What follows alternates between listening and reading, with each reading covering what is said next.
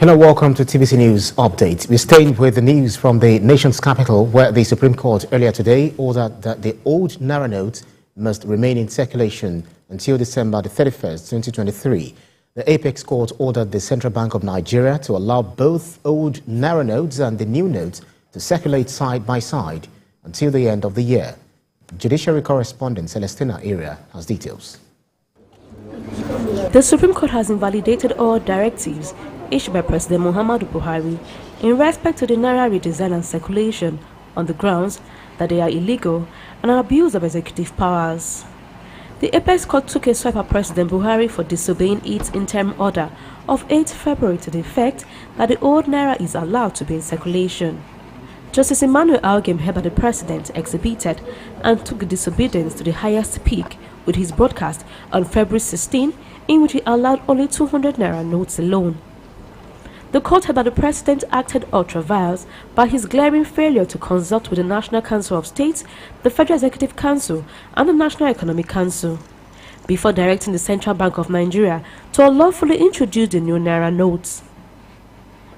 The unconstitutional use of power by President Buhari on naira redesign, it says, has breached the fundamental rights of Nigerian citizens in various ways.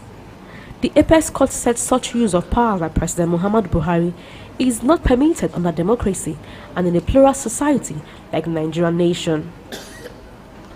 Amongst others, the Supreme Court held that the unlawful use of executive power by the president inflicted unprecedented economic hardship on the citizens by denying them ownership of their monies and access to the money. Victory for Nigerians, because this policy, which was designed and targeted at a political party and its candidates, has brought untold hardship on our people. This is why the three of us took a decision to come to the Supreme Court. This particular decision today has proven that Nigerian law is a respecter of no one, including Mr. President. Nobody can take the laws for granted.